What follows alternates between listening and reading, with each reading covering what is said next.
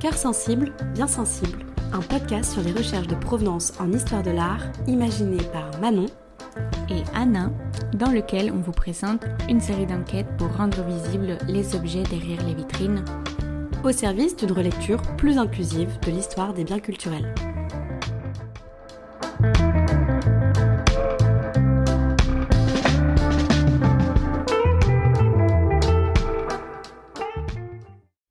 Bonjour à tous et bienvenue dans un nouvel épisode des Cœurs sensibles, bien sensibles. À l'heure à laquelle nous enregistrons cet épisode, la République du Bénin a récupéré depuis une semaine le tabouret royal dit Kataklé, considéré comme le 27e trésor royal à avoir été restitué.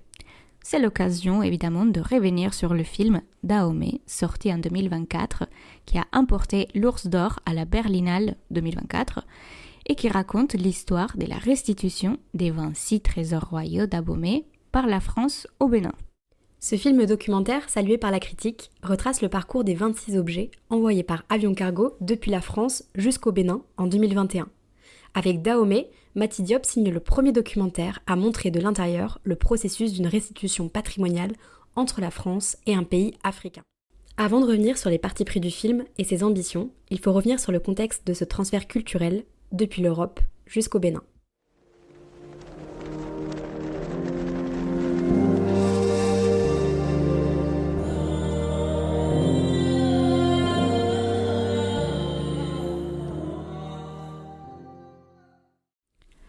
La France établit officiellement sa domination coloniale sur le territoire de l'actuel Bénin entre 1894 et 1958.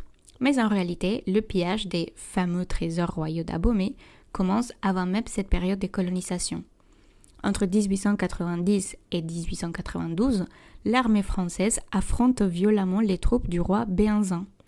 Un tiers de ses combattants sont des femmes, redoutables guerrières qu'on appelait les Agodjés, aussi connues sous le nom d'Amazones. Sous les ordres du colonel Dodds, les troupes françaises finissent par entrer dans Abomey, la capitale de l'ancien royaume du Dahomey, ce qu'on appelle aujourd'hui le Bénin. Dans la précipitation, le roi Béhanzin et ses fidèles enfouissent certains trésors royaux dans le sol, parmi lesquels 3 grandes statues royales et 4 portes. Ils déclenchent un incendie avant de prendre la fuite. Les militaires français saisissent un grand nombre d'objets, et notamment les trésors cachés dans le sol. Une partie des objets dérobés est confiée au musée d'ethnographie du Trocadéro, à Paris, 6 mois plus tard, en 1893. Le reste des objets est écoulé sur le marché de l'art.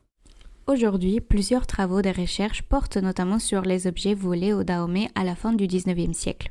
Si jamais ce sujet vous intéresse, nous pouvons vous recommander le projet Digital Benin, une plateforme digitale qui rassemble les images et les informations détenues à propos des objets dérobés par les forces militaires britanniques en 1897, qui pénètrent à leur tour le territoire de Dahomey pour réaliser une expédition punitive. Le processus de la restitution, comme toujours sur le temps long, est connu dans les détails grâce au chercheur Angelo Dan, auteur d'une récente publication sur la question. La restitution de biens culturels entre la France et le Bénin, journal d'un processus historique 2016-2022. L'auteur relate qu'après des réclamations portées par de nombreux acteurs depuis le début des années 2000, une demande béninoise est formulée officiellement en 2016. En 2017, le président Emmanuel Macron prononce le discours de Ouagadougou, affirmant la volonté du gouvernement français de procéder aux restitutions de biens culturels. Un peu plus tard, le 9 novembre 2021, un moment bien symbolique. À l'Élysée, le président Emmanuel Macron et le président du Bénin, Patrice Talon, signent ensemble l'acte de transfert des propriétés des œuvres au Bénin. Dès le lendemain, les œuvres arrivent sur le sol béninois où une cérémonie officielle de réception est organisée. À noter également que cette loi ad hoc a aussi permis la restitution d'un sabre historique au Sénégal. Comme l'a souligné l'historien Achille Mbembe dans son rapport pour le sommet Afrique-France soumis en 2021, la loi votée afin de restituer les trésors royaux à la République du Bénin n'est pas seulement une dérogation ponctuelle, elle est conditionnelle, puisqu'il a été prévu que les œuvres gardent leur vocation patrimoniale, c'est-à-dire continuent d'être conservées et présentées au public dans des lieux consacrés à cette fonction patrimoniale ou culturelle. Le Bénin devait pouvoir fournir des garanties de bonne conservation, et il était convenu de l'établissement d'un programme de coopération muséale. Parmi les 26 trésors restitués par la France se trouvent 3 grandes statues royales bosio, des personnages hybrides, mi-homme, mi-animal, qui reprennent les emblèmes des rois. L'oiseau cardinal au plumage rouge, feu pour le roi Guézo, le lion pour Glélé, et le requin pour Béanzin. Ces statues étaient autrefois chargées des substances magiques, protégeaient les soldats, accompagnaient parfois l'armée ou participaient au défilé annuel des richesses du royaume. Dans ce lot restitué se trouvent aussi 2 trônes, 2 sièges, 4 portes polychromes, 6 emblèmes portatifs et 3 bâtons de danse guerrière. Quant au 27e trésor, il s'agit d'un siège royal restitué ce mardi 13 mai au Bénin par la Finlande. Il aurait dû être restitué par la France avec les 26 autres objets, mais introuvable à l'époque, il a finalement réapparu en 2024 au Musée national finlandais d'Helsinki, à l'issue d'une enquête menée par une conservatrice finlandaise, un journaliste de Radio France Internationale et l'historienne de l'art franco-béninoise Marie-Cécile Zinzou. Si cette question vous intéresse, on vous conseille le podcast en 4 épisodes de Radio France Internationale intitulé « Le mystère du 27e trésor ». Vous le trouverez dans la description de l'épisode.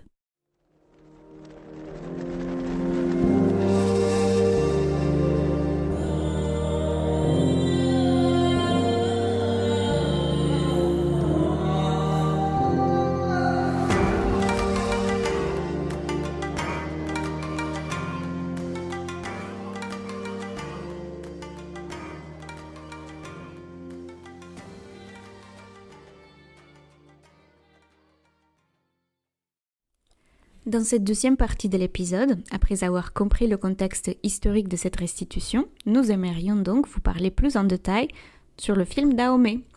Donc un documentaire réalisé par Mati Diop, réalisatrice franco-sénégalaise, qui dure 1 heure et quelques et qui est disponible sur de nombreuses plateformes de streaming.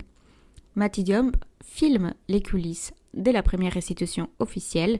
Elle accompagne les œuvres du musée du Quai Branly jusqu'au palais présidentiel de Cotonou, la capitale économique du pays.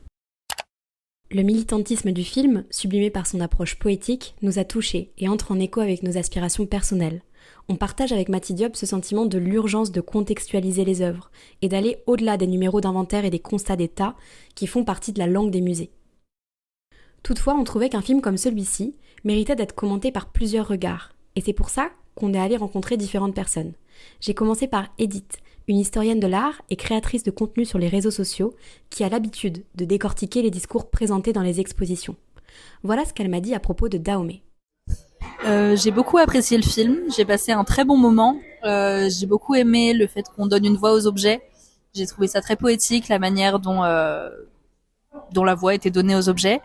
J'ai aussi beaucoup apprécié la partie consacrée au débat sur la restitution des œuvres, je l'ai trouvée particulièrement intéressante et je trouvais que ça ajoutait quelque chose qu'on voit assez peu de manière générale. Mais j'ai quand même eu le sentiment que ça aurait pu être un peu plus approfondi. Et j'ai l'impression que ça m'a laissé un petit peu sur ma faim. Ça remplit très bien son rôle de sensibilisation auprès d'un public non initié. Mais pour celles et ceux qui connaissent déjà le sujet, ça peut paraître un peu superficiel, si je peux dire. Moi, par exemple, je suis pas du tout une professionnelle de ce sujet-là. Je suis pas du tout une experte de ce sujet, mais j'ai pas eu la sensation d'apprendre beaucoup de choses. Je trouvais que ça répondait très bien, enfin que ça posait des questions très importantes, mais que je m'étais déjà posées. Donc c'est vrai que il faut réussir à amener un public totalement inconnu de ce sujet-là pour qu'il puisse se questionner à ce niveau-là. Et il ouvre des pistes de réflexion très intéressantes. Il incite à interroger le fonctionnement des institutions culturelles. Et c'est vrai que c'est quelque chose qui est assez rarement fait et encore moins publiquement de manière générale. Donc l'initiative est géniale et j'espère vraiment que le film a pu toucher le public qu'il visait, c'est-à-dire aussi les non-initiés. Effectivement, le film joue avec la subtilité, je trouve. Et c'est sûr que pour les différents publics, les impressions doivent être complètement différentes. Oui, Edith a soulevé le fait que Dahomey ne présente pas un militantisme radical et que s'il ouvre des pistes de réflexion, il ne donne pas de conduite spécifique à suivre ou des réponses à toutes les questions qu'il pose. Pour aller encore un peu plus loin dans l'analyse d'autres aspects du film, de mon côté, j'ai rencontré Romane, critique du cinéma et autrice de l'article Dahomey, cahier d'un retour au pays natal, publié dans Son Critique, et pour lequel elle a été nommée finaliste du prix du syndicat de la critique de cinéma 2024.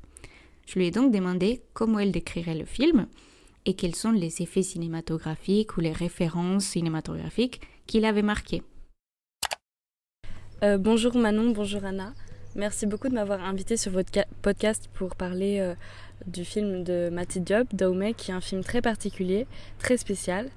D'abord à cause et grâce à son dispositif hybride, puisqu'il injecte une part de réalisme magique à un dispositif documentaire où, comme vous l'avez déjà évoqué, la réalisatrice Mati Diop suit le processus de rapatriement de ces 26 œuvres béninoises dans leur pays d'origine, qui est l'ancien royaume de Dahomey. Donc le film commence dans l'obscurité et Mati Diop nous plonge au fin fond de la boîte où se trouve la statue du roi Guézo, qui a été volée durant l'occupation coloniale de 1892 et qui a été platement renommée par les colons 26. Et un peu pour contredire ce récit colonial qui a réduit en fait cette statue à un simple objet, elle va lui donner une voix par le biais de la prosopopée. Et cette voix off qui joue un peu d'un imaginaire occulte et animiste et qui a été écrite avec le poète Mackenzie Orsel, va raconter son histoire et faire récit de ce qu'a pu être sa vie. On ne peut pas ne pas penser quand on voit ce film au court-métrage de Chris Marker, Les statues meurent aussi. Et Mati Diop semble venir prolonger le geste de Chris Marker et en donner une version contemporaine. Non seulement elle semble faire écho à ce court-métrage, mais en plus, son cinéma vient ici multiplier et supplanter l'espace du musée occidental, qui est un espace de la vision par excellence, parce que le spectateur vient voir des objets et par le dispositif filmique, elle impose un temps de contemplation à ces visages qui apparaissent désormais placés sous un éclairage nouveau, puisque peut-être que au coin d'une allée, ils n'étaient pas vus à leur juste valeur dans le musée. Et pourtant, la caméra ne se tient pas à capturer ces corps figés, ces statues, mais elle capture aussi tous ceux qui la contemplent, qui sont curieux, qui sont émus, et à rebours d'un film que l'on pourrait imaginer comme statique, c'est tout de même un film qui parle de statues, la réalisatrice confère à son film une forme de vitalité que l'on va pouvoir voir aussi dans l'apparition des étudiants béninois qui discutent de cette restitution au sein de l'université. Donc la seconde partie du film laisse place à une polyphonie et à une pluralité de discours. Les jeunes gens discutent un petit peu de que signifie en fait cette restitution des œuvres béninoises pour eux, et on voit bien qu'il y a une pluralité d'opinions et qu'il n'y a pas de discours figé et préétabli, et que c'est une question qui reste en questionnement. Ainsi, Dahomey est basée sur un principe de dialogue, non seulement parce qu'elle fait parler les statues, mais aussi parce que les étudiants eux-mêmes discutent entre eux. Mais c'est aussi un dialogue entre le film et le spectateur, entre le passé et les présents, et on l'espère, le futur. Donc là où Mati Diop aurait pu faire le choix d'une narration assez classique, didactique, elle propose une expérience, une forme expérimentale, et elle offre à ses héros, à ses rois, un écrin sur mesure, à leur mesure. Cette narration poétique qu'elle choisit et qu'elle crée vient faire dérailler la narration coloniale qui jusque-là prédominait, et elle donne à cette restitution son importance symbolique et politique. Et elle la fait passer de titres de brèves de journal à un événement historique. Et c'est à mon sens là que réside la force de Dahomey et sa puissance. C'est dans la manière dont Mati Diop vient valoriser ce moment historique pour le peuple béninois, mais aussi pour les populations qui ont pu être spoliées. J'aime beaucoup la manière dont Roman décrit les subtilités de la caméra. Moi, un passage qui m'a marqué, c'est notamment une des premières séquences du film, lorsque les objets sont détachés de leur socle au musée du Quai Branly, puis attachés dans des caisses en bois, et manipulés par des gants blancs. Le roi Béhanzin, mi-homme mi-requin, s'interroge en langue Fongbe, la langue du Bénin. Reconnaîtrai-je quelque chose ? Me reconnaîtra-t-on ? Et oui, ces passages poétiques ne sont pas du tout le hasard non plus, car Mackenzie Orsel, le poète dont parle le roman, considère que l'écriture est en soi un geste de restitution, dans le sens où elle redonne une voix à ceux qui ont été effacés de l'histoire, avec un grand H. Faire parler des statues dans la langue Fongbe injecte, comme le dit Roman, une partie des magies à ce récit documentaire, qui change complètement notre rapport à ces statues. C'est complètement quelque chose comme POV, Point of View, je suis l'un des 26 trésors du Dahomey. Et ça m'a fait presque rigoler à un moment, je dois l'avouer, d'avoir ce point de vue en particulier. Et juste pour reprendre ce que tu disais, Manon, à propos des gants blancs qui manipulent les objets, moi c'est quelque chose qui m'a complètement marqué, puisque les gants, les blouses blanches, les masques, ajoutés à la lecture de l'état de conservation de chaque trésor, franchement pour moi on aurait dit la lecture d'un diagnostic médical. Complètement. Surtout que le personnel du musée porte des masques, des gants, car c'était la période du Covid. Mais ça rajoute effectivement quelque chose à cette ambiance aseptisée. Pour compléter donc cette tournée des regards sur le film Dahomey, nous avons rencontré Sandrine, qui a encore un rapport différent avec le film, puisqu'elle a été la responsable de médiation de l'exposition Art du Bénin d'hier et d'aujourd'hui, de la restitution à la révélation. Cette exposition, elle a eu lieu en 2022 à Cotonou, et on voit quelques images de cette exposition dans le film de Mati Diop. Nous avons donc demandé à Sandrine quel accueil avait été réservé aux 26 trésors au Bénin. On peut dire que ça a été un accueil vraiment extraordinaire puisque l'exposition a compté un peu moins de 200 000 visiteurs en 6 mois, d'activité. Donc les visiteurs sont venus très très très nombreux. Très enthousiaste et d'ailleurs je me souviens à l'époque parfois on avait des visiteurs qui revenaient 2, 3, 4, 5 fois. On pouvait même parfois les reconnaître à force de les voir. C'était on va dire un événement extraordinaire de par la portée historique. Donc ça je pense qu'il est important aussi de le souligner puisque avant de parler de l'exposition, il faut parler de l'acte de restitution qui est la reconnaissance de la propriété à l'État du Bénin, donc la reconnaissance de la propriété de ces œuvres, puisque ces œuvres appartenaient à la France depuis 1892, date à laquelle où ils ont été pillés par le général Dodds et ses troupes lors des conquêtes coloniales, des guerres coloniales qu'il y avait entre la France et le royaume du Dahomey à l'époque. Alors c'est ce fait historique déjà qui est important de souligner.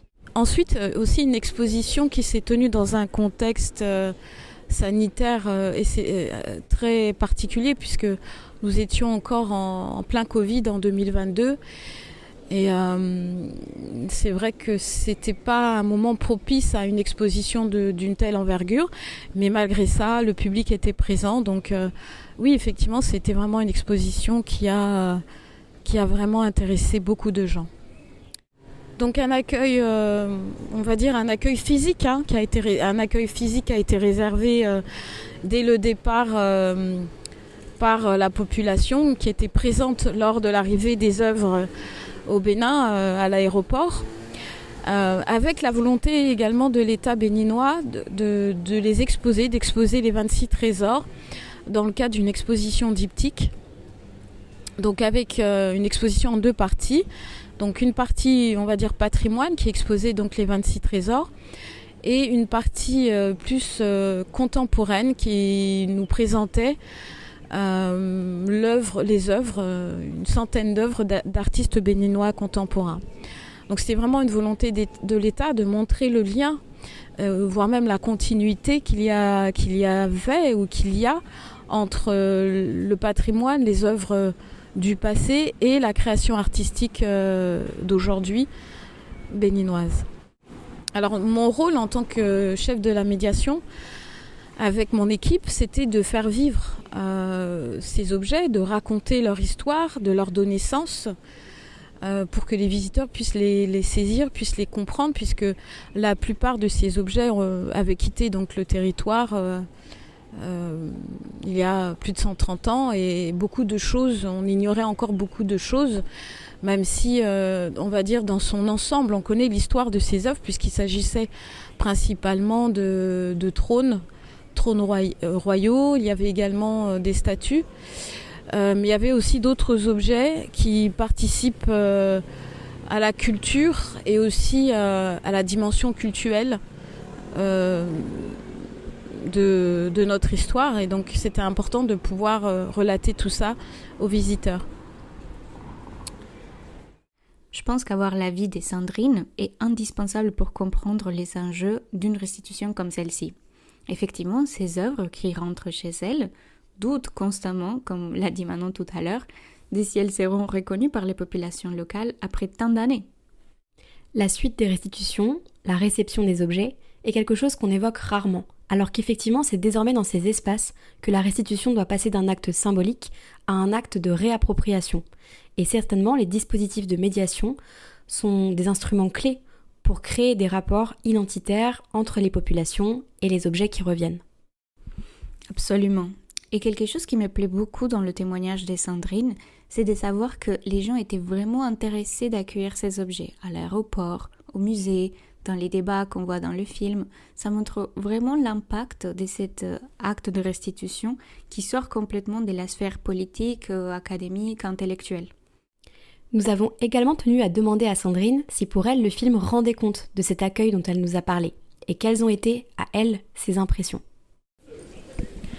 Alors, personnellement, j'ai rencontré Mati Diop lors du premier jour, non, même avant, c'était je pense une semaine ou en tout cas quelques jours avant l'ouverture officielle de l'exposition. Donc elle m'avait été présentée par un des responsables de l'exposition. Et à l'époque, on m'avait dit qu'elle était là pour tourner un documentaire, éventuellement un film, mais on n'en savait pas plus. Et je pense que l'idée aussi, c'était pas forcément de donner un scénario dès le début, en tout cas à nos équipes de médiation. Et moi, j'ai été très agréablement, je dirais pas surprise, mais en tout cas, j'ai adoré ce film. J'ai vraiment apprécié ce film parce que pour moi, il donne le point de vue déjà de la statue, d'une des statues, d'un des objets.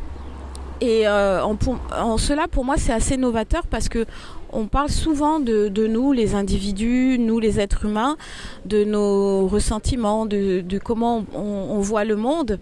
Et là, c'était en fait une façon de montrer que ces objets ont une âme.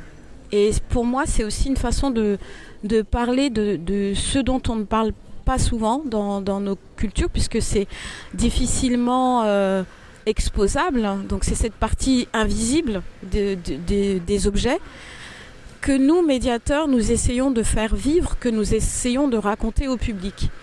Et pour moi, ce film, il a montré qu'effectivement, c'est du bois qui a été travaillé, qui a été façonné par l'homme, mais c'est avant tout des objets qui racontent une histoire et surtout qui ont vécu une histoire. C'est-à-dire ils ont vécu cette déportation et maintenant ce retour.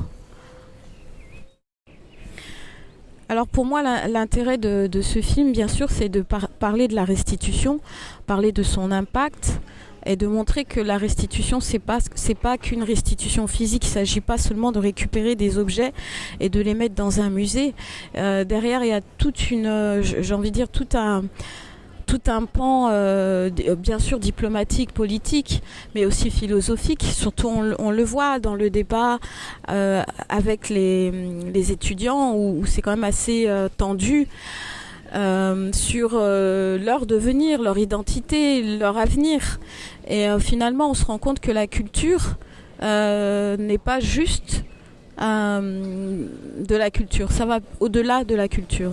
Et ce film a pour moi le mérite aussi de poser la question de qu'est-ce que signifie le retour pour les Africains, ou pour, je dirais, même on peut parler pas seulement des Africains, mais de tous les peuples qui ont connu à un moment donné dans leur histoire une spoliation. C'est important pour eux de retrouver leurs biens, pour eux en tant qu'individus, mais c'est aussi important pour ces biens de rentrer chez eux, parce que très souvent ce sont des objets qui ont été façonnés pour des usages particuliers, avec cette partie aussi qu'on ne considère pas peut-être dans les cultures occidentales, mais en tout cas qui est très présent, qui est aussi ce côté invisible, ce côté tout ce que ces objets, tout ce que ces biens peuvent porter et apporter aussi à leur communauté. Donc c'est aussi important d'avoir ce genre de film documentaire qui permet de témoigner de l'importance de la restitution. De mon côté, j'ai aussi beaucoup apprécié le film. Comme Sandrine et Romane, j'ai été marquée par l'esthétique et la manière dont Mati Diop, tout en filmant le processus de restitution, est parvenue à créer des images très fortes qui donnent corps et voix aux statues. Mais mon passage préféré du film, c'est justement celui où les statues sont absentes et que leur aura plane au-dessus de ce qui est en train de se passer. C'est le moment des débats entre les jeunes de l'université d'Abomey-Calavi. Ça ressemblait finalement à de nombreuses discussions qu'on peut avoir avec Anna, nos collègues, nos amis. Est-ce que les restitutions sont suffisantes ? À qui elles profitent ? Est-ce qu'elles sont instrumentalisées par le pouvoir politique ? Et si oui, dans ce cas, par qui ? Par le président français ou celui du Bénin ? J'ai trouvé certaines réflexions énoncées avec beaucoup de clarté. Par exemple, cette idée que si le patrimoine matériel africain est majoritairement conservé en Europe, ce n'est pas le cas des savoirs, des connaissances et du patrimoine immatériel lié à ces objets. Finalement, c'est ce que de nombreux chercheurs démontrent en procédant aujourd'hui à des contre-enquêtes, c'est-à-dire qu'ils reviennent dans les pays d'origine des objets pour retrouver les savoirs et les récits et poser des questions aux populations au sujet de ces objets. Et oui, tellement de choses à dire. Alors, moi je dois dire que beaucoup des choses dans le film m'ont marqué. J'ai été fortement marquée par les discussions des jeunes, évidemment, leurs questionnements, leur rapport avec ces, entre guillemets, nouveaux objets pour eux, la manière comme ils s'inscrivent dans leur vie, dans leur culture, dans leur manière de communiquer même. C'était génial de voir que ce sont ces jeunes qui s'approprient de ces débats. Moi, au contraire, j'aurais très peur dans des intérêts, par exemple. Et je suis très contente que ce ne soit pas le cas, parce que des fois, on peut entendre des arguments contre la restitution des biens culturels, genre que la culture n'existe pas ailleurs, que ça n'intéresse pas les gens ailleurs, ou même qu'ils ne sont pas assez cultivés pour la comprendre. Et ce film démontre exactement le contraire. Moi, quelque chose aussi qui va me rester pour toujours, c'est l'insouciance des jeunes béninois avec la question de la langue. Comme quoi, ils avaient appris la culture en français et pas dans la langue fond. Donc, voir leur désespoir à essayer de communiquer sur un sujet si important, bref, ça m'a marqué. J'ai aimé les films, évidemment, les bruitages, les images, les débats, les questionnements sur l'institution muséale face à l'histoire avec un grand H. C'est un film qui mérite d'être vu.